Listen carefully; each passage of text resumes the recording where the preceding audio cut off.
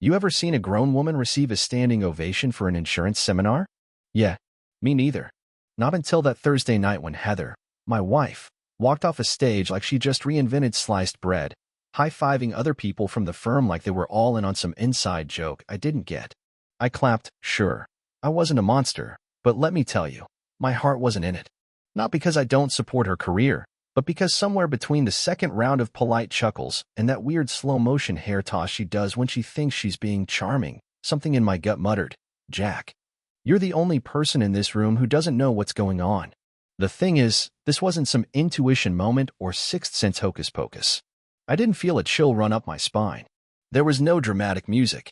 What there was, though, was a man in the back row, a man who laughed just a little too loudly when Heather cracked her third joke about being bad with numbers, but good with people. A man whose tie was the same regrettable shade of salmon she once said reminded her of prom night in 1999. And that man? He was not in the insurance industry. I'd met him before. Briefly. At a wine and cheese mixer I was dragged to in January. He sold medical devices or something equally vague and profitable. Heather had introduced us with the sort of breezy tone she usually reserved for Amazon delivery guys. Jack, this is Simon, she'd said, as if I was supposed to be impressed by the name alone. Simon, this is my husband. Jack's into old cars and documentaries about mushrooms or something.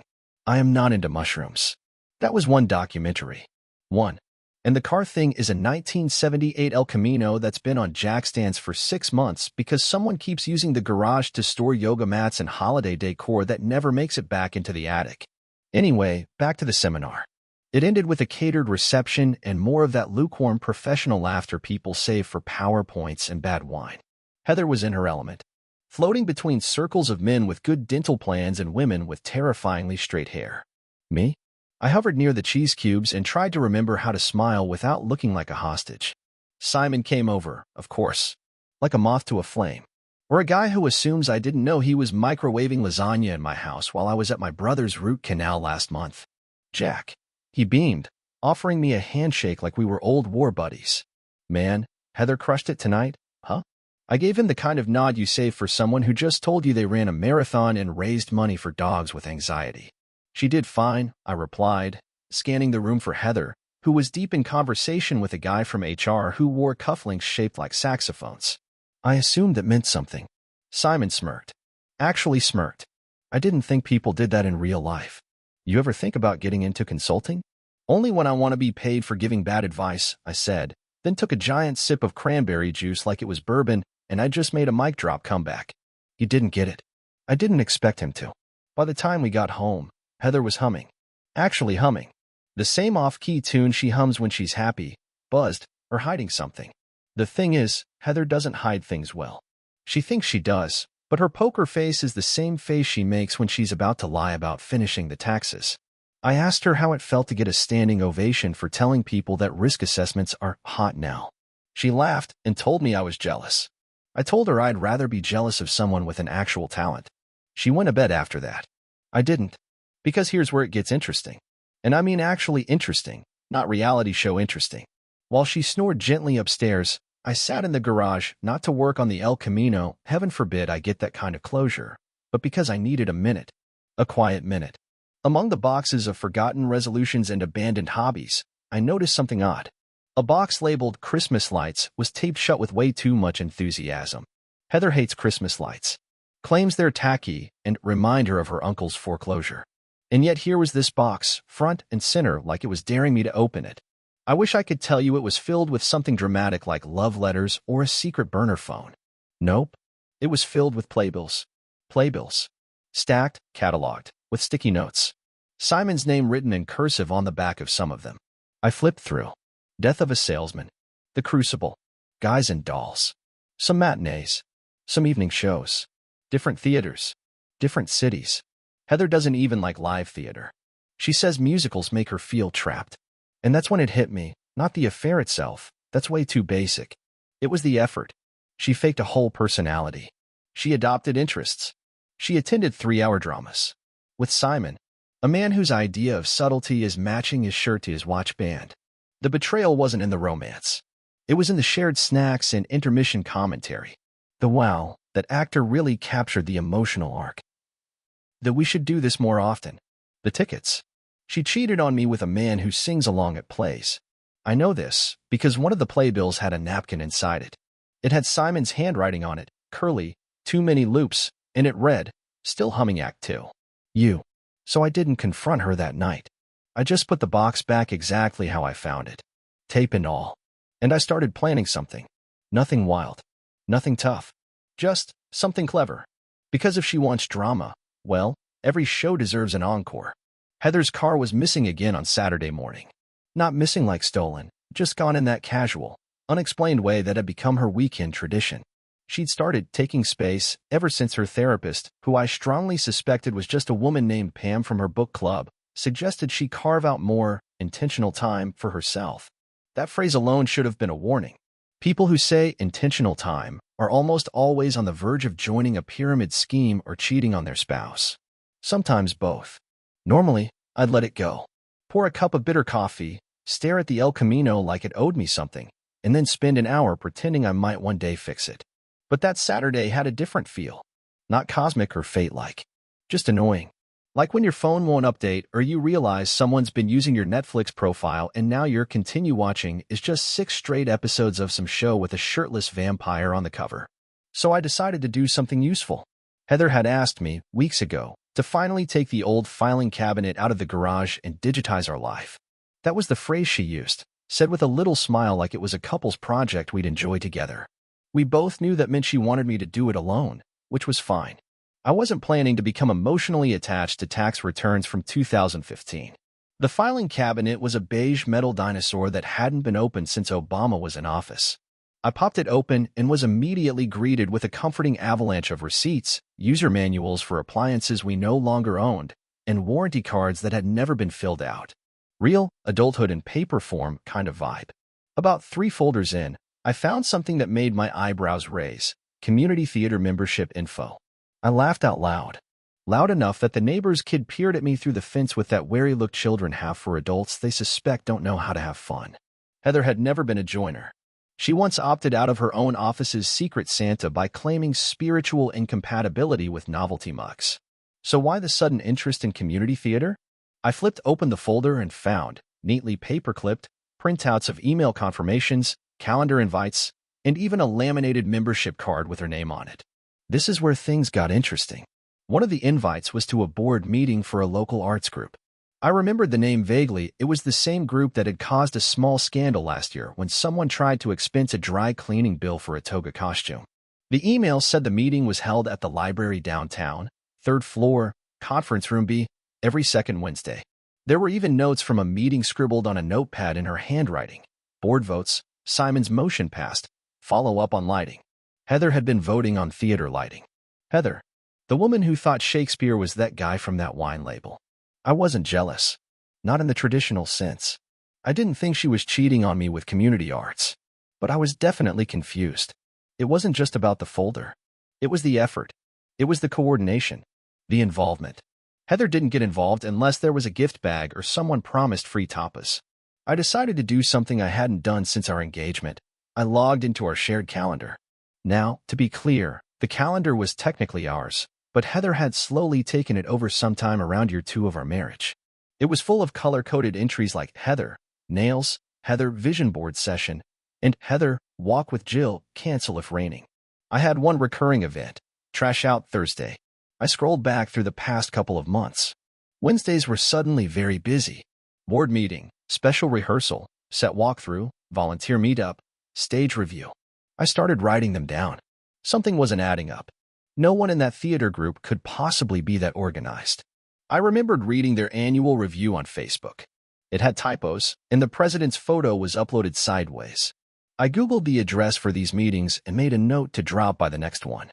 I wasn't planning on storming in like some kind of second-rate TV detective. I just wanted to see if there was a meeting.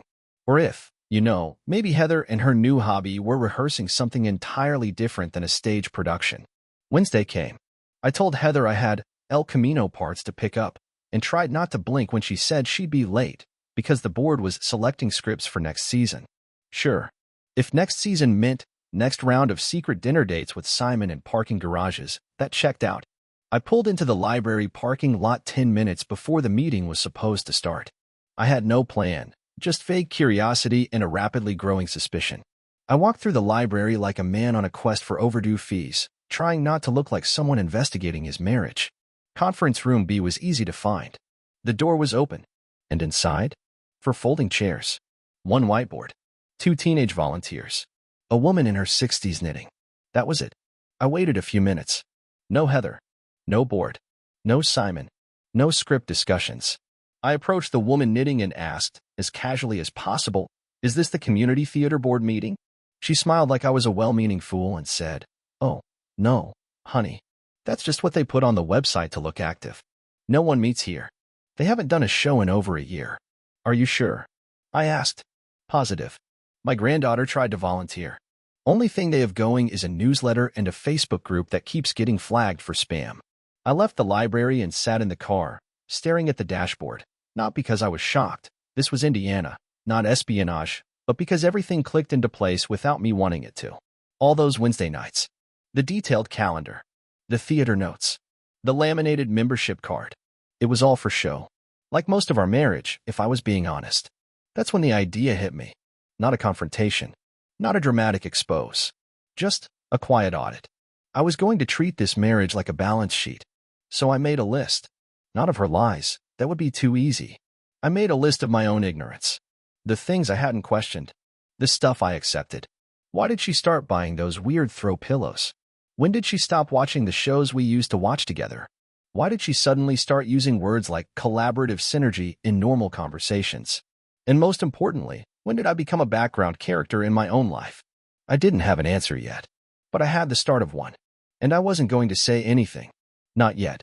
I had other plans. I didn't go full spreadsheet with it, but I did take notes. A legal pad from the junk drawer, yellow, spiral bound, slightly curled like it had already given up before the first word was written. I labeled it the audit, underlined it twice for emphasis, as if it were a high-stakes project instead of a slow unraveling of my marriage.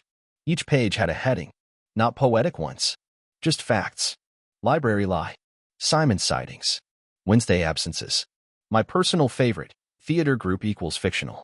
By the third page, I was listing questions she wouldn't answer even if waterboarding was an option, which, to be clear, it's not. This wasn't about revenge. It was about clarity, possibly comedy, definitely control. At this point, I was more curious than heartbroken. I waited 2 full weeks. That may seem like overkill to you, but Heather was the type who noticed when I rearranged the coasters, so subtlety was key. I kept up appearances, asked her how her day went, offered to run errands I didn't plan on completing, even watched one of those shows where people buy houses they'll never live in. She didn't notice anything. Or maybe she did and just didn't care. Both were useful in their own depressing way. Now, here's how it all went down, and this is important. It wasn't in the living room, and I didn't sit her down like some HR manager about to let her go with a severance package and a mug. I chose the garage, not for symbolism, simply because it was the only place where I could control the lighting and she couldn't make an exit without tripping over a paint can or an abandoned yoga mat. She walked in with a laundry basket and looked surprised to see me sitting on a folding chair next to the El Camino, which still hadn't moved because priorities. "Did the power go out in the rest of the house?" she asked, setting the basket down with the kind of casual energy people use when they're hiding something big but still need to get the towels dry. "Nope," I said, flipping a page in the notebook just to be theatrical. She didn't react, just leaned on the washing machine like she was in a commercial for fabric softener, and I was the background dad who didn't know how to separate colors. "I talked to Marlene," I said. She blinked. "Who's Marlene?" "The lady knitting at the fake theater board meeting." Heather gave a tight smile, the kind that usually means she's about to say something condescending wrapped in faux empathy. "That was just a placeholder," she said, which made no sense but sounded like it had been rehearsed. "Right. And the laminated card? It was for a discount at the community center." I nodded, scribbled "discount lie" in the notebook, mostly for her benefit. Her eyes narrowed. "Is this what you're doing now? Taking notes on me?" "Only on days that end in why." She crossed her arms. This was her go-to posture when she felt cornered but hadn't yet decided on the narrative. Watching her try to decide which version of reality to commit to was honestly more entertaining than most streaming shows. "I don't know what you think you're trying to prove," she said. "If you're mad because I've been busy." "It's not about being busy. It's about the fact that you've been creating imaginary hobbies and then vanishing like a magician with zero showmanship. She paused. That was the first real pause. The kind you get when someone's script runs out and they're left improvising on a stage they didn't build. I didn't press. I just let the silence hang there. She hates silence. She treats it like a broken Wi-Fi signal. Eventually, she said, "Are you accusing me of something?" "No. I'm informing you. There's a difference." She looked around the garage as if searching for a visual escape route. The water heater, perhaps. Maybe she hoped it would explode and end the conversation. "I know about Simon," I said. No raised voice. No dramatic flourish. Just information. Like reading the ingredients on a cereal box. She didn't deny it. Not right away, anyway. She sighed. Not a sad sigh. More like the kind of sigh you give when you realize your preferred parking spot's been taken. "I haven't done anything you haven't done," she finally said. Now, that was a twist. I raised an eyebrow. Did you just invent a retroactive affair to make yourself feel better? Or is there a guy out there who's very confused about being my emotional equivalent? She rolled her eyes. That was her way of conceding the point without using words. "You don't even care," she said, now shifting into victim mode. "You're not even upset. Would it help if I pretended to cry? Or maybe dramatically throw this notebook into the recycling bin? I'm serious." "So am I. But since you clearly enjoy drama, I'm trying to deliver it in a format you'll appreciate." She walked toward the door, probably planning to storm out with dignity. Unfortunately, she stepped on an extension cord and stumbled slightly, which made her look less like a wronged woman and more like someone losing a three-legged race against herself. "Do you want a divorce?" she asked without turning around. "Are we offering them now? Like coffee refills?" She didn't answer. Just stood there. I could practically hear her brain rebooting. "I just want to be happy," she said, clearly reaching for something generic and safe. "That makes two of us. Difference is, I didn't need to audition for the lead role in Suburban Deception to figure it out." She left after that. Not slamming the door, just quietly pulling it shut like she wanted the last moment to feel cinematic. I sat there another 10 minutes.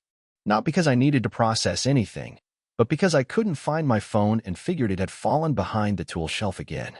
Later that night, she texted me, "We need to talk." I replied, "We just did." No response. I added a new page to the notebook. Garage talk. Inconclusive. I didn't feel triumphant. Just mildly amused. Before we go any further, let's establish one thing. I'm not the revenge type. I don't key cars or create fake dating profiles or send anonymous emails with subject lines like, "Guess what Heather's doing on Wednesdays." No, my strategy was rooted in something far more dangerous to a person like Heather: logic. Revenge, for her, had to be subtle, drawn out, and perfectly legal, which honestly made it more fun. I started small. Paperwork small. Heather had this little ritual every Sunday afternoon. She'd sit at the dining table with her laptop open, surrounded by sticky notes, scribbled lists, and those overpriced pins she claims are ergonomic. Her administrative hour, she called it. Bills, subscriptions, scheduling, life stuff. During this sacred hour, I was not to speak unless addressed. Think Buckingham Palace Guard protocol. So one Sunday, while she was out at yoga, which, according to her mat's clean and folded condition, hadn't seen actual use since the government last mailed us a census form, I sat down at her station. I didn't snoop. Heather doesn't keep scandal in her email. She's the type to delete her browsing history and then clear the trash just in case her keyboard develops sentience. But what she did leave behind was access to everything. Shared calendars, utilities, accounts. I spent one afternoon rerouting minor but essential parts of our lives. Nothing illegal. Nothing dramatic. I just restructured things to be less comfortable. Take the streaming accounts. I changed the profiles. Her favorite shows? Hidden under my new profile, Documentary Jack. Her curated lists? Replaced with indie Norwegian crime dramas. Subtitled, Out of Sync. Painfully slow. I also tweaked our shared digital grocery list. Every time she added toilet paper, I replaced it with industrial sandpaper. Almond milk became canned turnips. She assumed it was some glitch. I nodded along and suggested we switch apps, knowing she never would because she'd already mastered this one. That was just the warm-up. The headliner? Her beloved community garden project? Heather had signed us up last spring.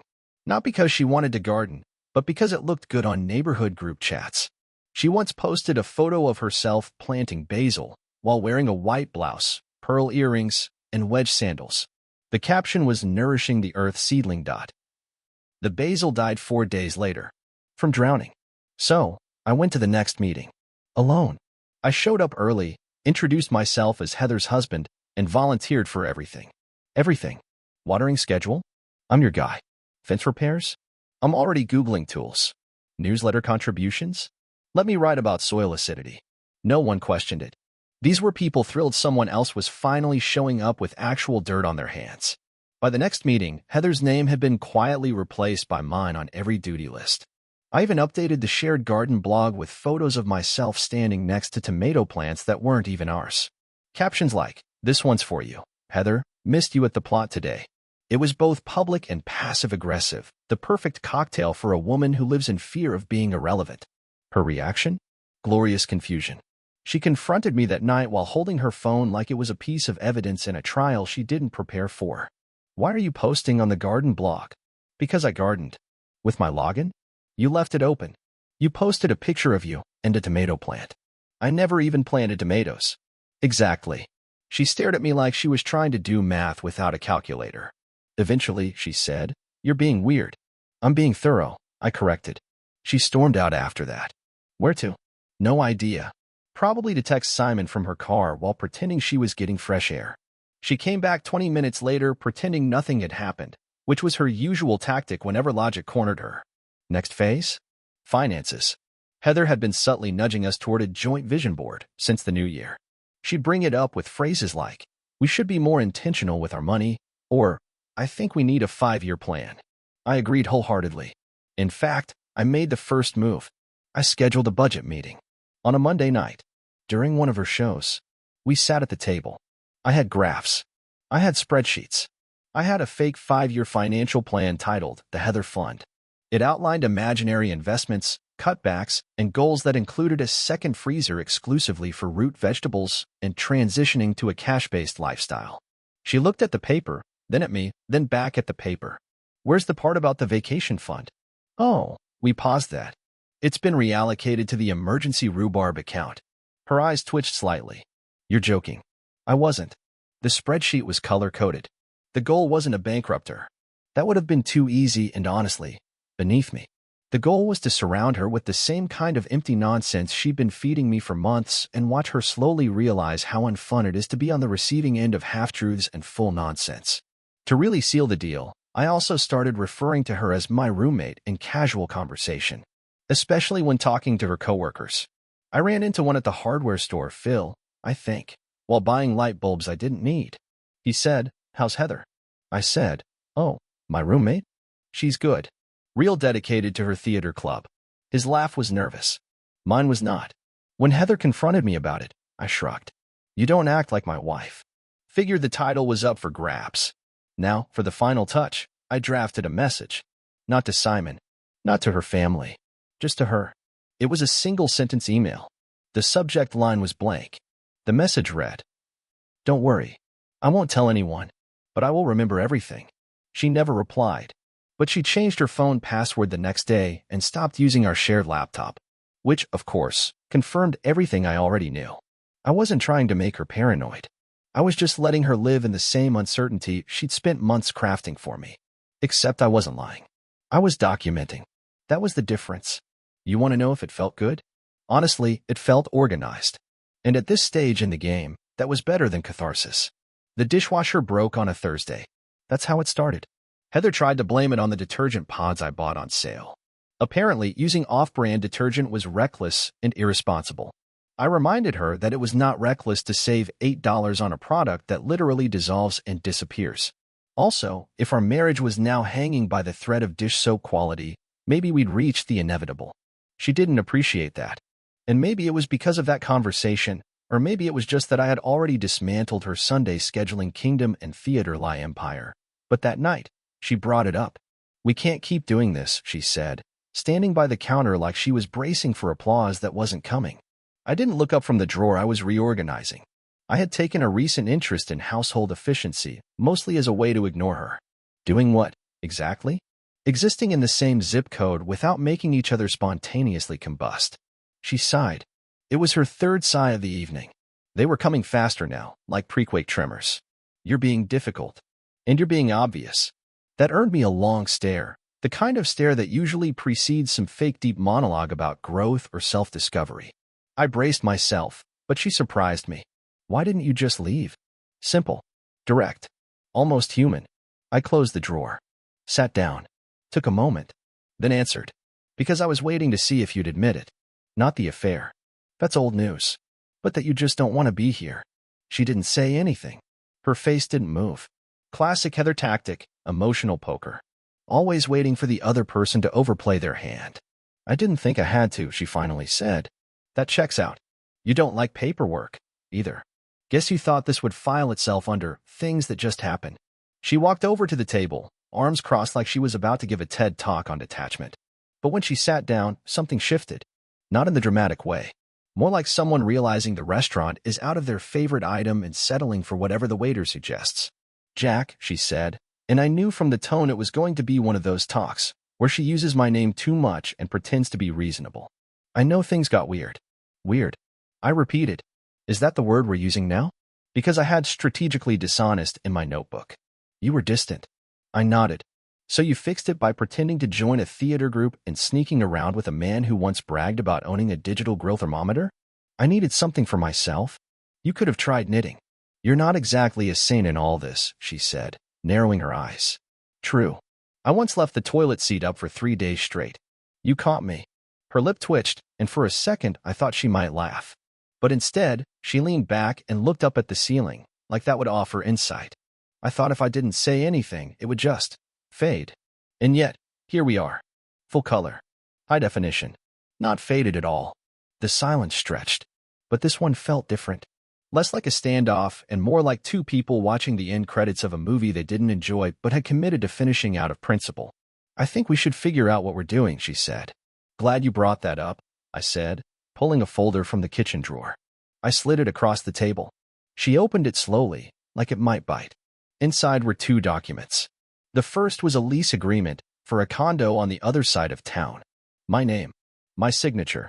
Move-in date, 2 weeks from Saturday. The second was a list of bills and shared accounts with notes. Who would keep what? Who owed what? Clean. Fair. No petty surprises. She blinked at it, then looked at me. You already planned all this? No. I prepared it. There's a difference. She didn't touch the papers again. And if I said I wanted to fix things? I'd say you should start with an apology, I replied. Not the generic kind. The kind that doesn't involve blaming detergent pods or me forgetting to vacuum under the couch.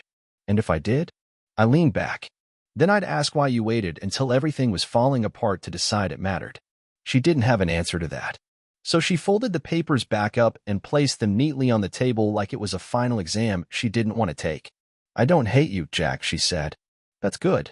Because hate requires effort. And if we've learned anything here, it's that effort wasn't exactly your strong suit. She let out a short, dry laugh. The kind people give when they know the conversation's almost over. So, what now? She asked. I move out. You tell your theater boyfriend he can finally meet your real personality. And we part like civilized adults. You make it sound so tidy. That's because I've been preparing. Unlike your side projects. We sat there a few more minutes, not saying much. It wasn't closure. It was just space. Eventually, she stood up, took the papers, and walked out of the room. No dramatic exit. No door slam. Just footsteps and then nothing. I stayed at the table, staring at the drawer she always kept her color-coded pins in. They were still there, neatly arranged. Probably alphabetized by color if such a thing were possible. The first thing I did after moving into the condo was rearrange the kitchen drawers, just to prove to myself that I could. No more passive-aggressive sticky notes about spatula positioning or arguments about the spice rack violating some unspoken color gradient. I even put the scissors in the top drawer, despite Heather's decades-long belief that scissors belong in the miscellaneous tools bin under the junk drawer. She once called me unstructured because I kept Post-its in 2 different rooms. Now I keep tape in 3, just to feel something. The condo isn't fancy. It has beige walls that seem to apologize for existing, and the previous owner left behind a floor lamp that tilts slightly like it's seen things it won't talk about. But the light works, and the silence doesn't feel like punishment here. It feels like ownership. Not the poetic kind. The real kind. The kind where if I leave something on the counter, it stays there until I move it. After a week, I went back to the garden. Not to win points or post photos. I just kind of liked it. Digging a shallow trench for green onions turned out to be surprisingly therapeutic. Unlike marriage, the soil doesn't give you vague answers or redirect the conversation to your energy lately. It either grows or it doesn't. You water it. You wait. Simple. The other gardeners started greeting me by name. One older guy, Vince, asked where the missus was. I told him she'd retired from agriculture to focus on personal development and community theater logistics. He nodded like that made perfect sense, then offered me a broken lawn chair he found near the compost bins. We're not friends, but we're garden acquaintances. It's a start. Heather and I haven't really spoken since the folder exchange. She sent one text that said, "I think we should talk again at some point." I replied, "You had the floor for months. I'm using my time now." No response, which, frankly, was ideal. I did, however, run into Simon at the hardware store. He was buying a bulk pack of light bulbs and asking a teenage employee to explain the difference between soft white and daylight. When he saw me, his mouth did this thing where it wanted to smile but also realized it probably shouldn't. He said, "Hey." I said, "Still using laminated bookmarks?" He blinked, nodded, and muttered something about his car being outside. I didn't care enough to say more. I just grabbed a wrench I didn't need and walked away. I'm not proud of the moment, but I am satisfied with the execution. I didn't tell anyone in my family about the split for the first month. Not because I was ashamed, just because I knew the questions would be tedious. My mother thinks divorce is something that only happens to people who forget birthdays. My sister would have asked if I wanted to talk to someone, by which she meant her friend Nancy, who got certified in something after reading 3 books with floral covers. When I finally told them, the responses were exactly what I predicted. My mom said, "But she seemed so organized." My sister said, "Have you considered journaling?" I told them both I was doing fine and that I now have full control over my thermostat settings. They seemed relieved. Eventually, I started writing things down. Not in a diary. In a binder. I labeled it, "Things That Make Sense." Page 1. If someone changes their personality too quickly, it's usually not growth, it's costume. Page 2. If a person uses intentional as an adjective more than 3 times a week, they're usually hiding something. Page 3. If you feel like you're being quietly replaced, you probably are.